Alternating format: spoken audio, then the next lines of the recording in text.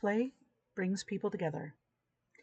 Originally a Just Chatting on Twitch, March 15th, 2026, where Sanctuary of Play often does an open chat, spoken meditation on a topic every Sunday afternoon Pacific Standard Time.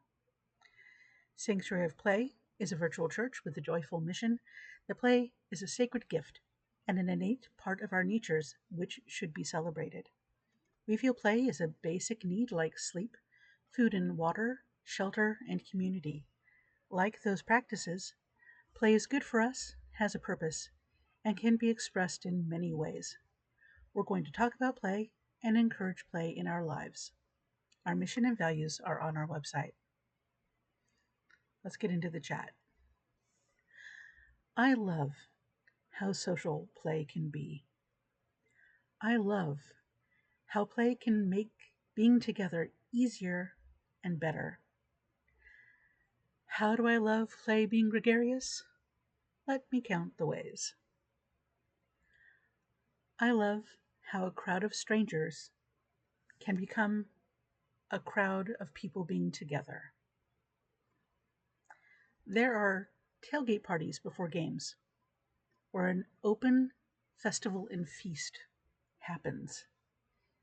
It is unlikely an entire park full of picnicking families would chat, hang out at each other's barbecue pits, and share stories and welcome each other into their spaces. But when it's a sporting event with all the teams together there for their players and their team, it changes. It's easier to go say hi to someone you don't know when you're at a play event.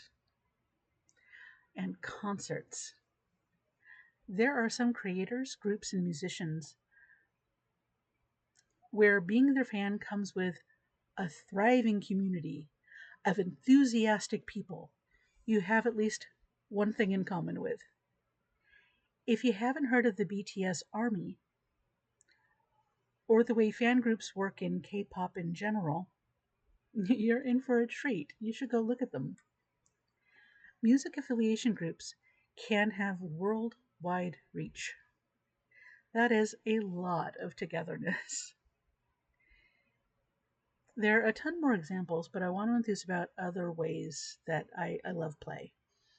So, I love play, I love how play can give a distraction and excuse to interact. One of my friends is in a dart league. Their team travels to local bars to compete with other teams at throwing darts. Would they otherwise say hi to these people or even meet them? Probably not. Would they ever go to these other bars to discover new and interesting places to hang out? Probably not. Now they have, and now they can. And if they're at the new bar alone on a random evening, they can play darts and blend right in. There are lots of bar social things because games are a great excuse to break the ice. Like trivia contest nights, karaoke nights. Then there's the iconic pool table. A different example, I've lost track of how many corporate events or clubs like Toastmasters use theater games to bring everyone together and start talking to each other in the beginning. Locally, a lot of the Agile software community borrows heavily from Boy Scout icebreakers, which are in turn basically theater games. The really physical games like copy the previous person's gesture, add your own gesture, and then the next person has to do your gesture and add their gesture can really change a situation from formal talking to more of a collaborative space. I've seen a pair of very clever strangers have an epiphany moment and start the Staying Alive disco dance from Saturday Night Fever.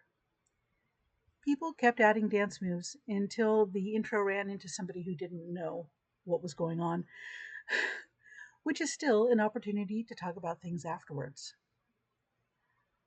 I've seen pickup games in parking lots, parks, city sidewalks, and campgrounds, and so many other places. It doesn't have to be formal. The wide variety of kickable assortments I've seen used as footballs is delightful.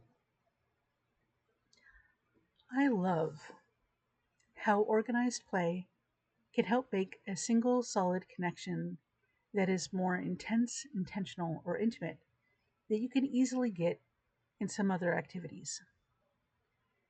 There's a pub nearby that hosts folk dancing. There are classes before the main dancing time. This style of folk dance often includes pairing, where you and your dance partner are complementing each other's moves. Especially during classes, you get paired up by the teachers with some random person. It's a lot to keep track of your steps that you're learning, your partner's steps that they might be good at or not, and what the bigger group is doing. That's a lot of connections to be aware of. They're very dynamic. It's fun, but not always easy. Or a friend plays at a local chess club tournament series, where I think competitions are held monthly. The players are separated into skill brackets, and that bracket plays each other several times.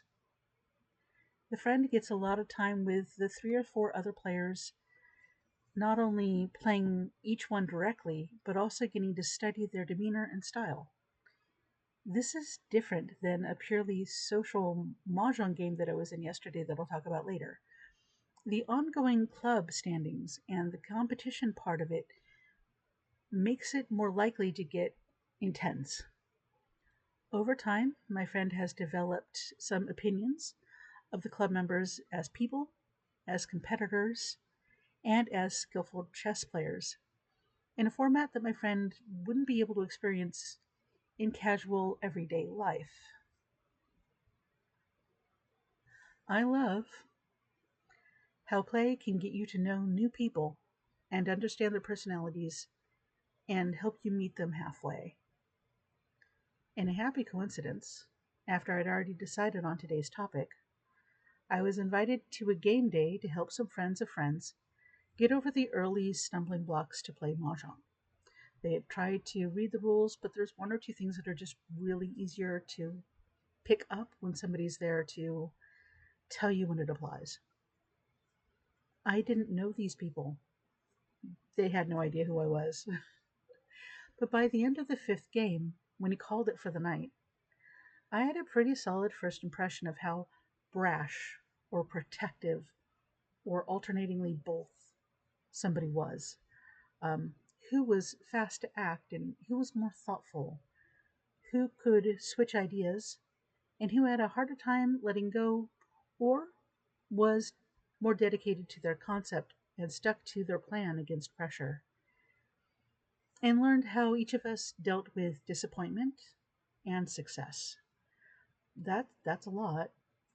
I'm sure I could have learned different things about them that were just as valuable through going out to eat and seeing a movie or chilling and talking, but it would be less likely that I'd get to see someone lose happily or gracefully recover from a mistake in those other places. The games gave us that. Another example, my oldest sister has been happily married for decades now to someone with whom she had a regularly scheduled chess game at work. They were colleagues at work. They were staying professional. At lunchtime and after work, the games gave them space, appropriate and respectful, to get to know each other more and learn that the friendship could be something bigger and that they, needed to start taking this offline. I love how games can be a landing spot to do something for a moment and then push off from the game and keep going. Um, these examples are going to be a little bit less talking and communicating and language dependent. And these situations I'm about to describe are more open to a casual passerby. These are very accessible spaces in the not needing to talk a lot or not needing to plan things way, not needing a membership or a lot of explanations. Previous examples are also like this, such as street football, but I wanted to highlight the advantages of an opt-in, informal play space. There are a lot of things to do at a carnival midway or a country fair, county fair, that sort of space where there's exhibits and rides and shows and food courts, and it tends to be in a loop, etc., etc. None of the other things that happen at a carnival or a midway or a county fair do exactly the same thing as the game booth. Is it silly and rigged to try to bounce a ball into a fishbowl? Yes. Yes, it is kind of stupid. The silliness is part of the point. It's part of its strength. You, your group, and sometimes strangers can cheer or jeer, taking your shot. It's fun, and some of my more vivid memories of pop-up festivities. Another example, when I was keeping the coffee pot full at a long weekend convention, I brought my games and some coloring pages. People wanted downtime, but they didn't want to lose the convention energy. Games were a great way to stay up while resting. Familiar, low-stakes games like Uno were great for handing your cards to someone who wanted to tap in, or being the person who tapped in while the other person went to their panel. I have coloring pages that took several years of guest doodling to finish, where everyone just added just a little bit, completely random choices and skill levels. I have them and I love them. The physicality of Mancala games helped people drop thinky thoughts and get more into their feels. Sorting decks of cards or playing solitaire allowed people to focus without expectation of having an amazing performance or a philosophical breakthrough after they just had their world rocked by information, helping these guests rejoin the convention and be together at the convention with clearer and calmer mind and spirit. For all these reasons and more, I love how play brings people together. I feel it's wonderful and something to celebrate. Have a great weekend, and I'll see you next Sunday.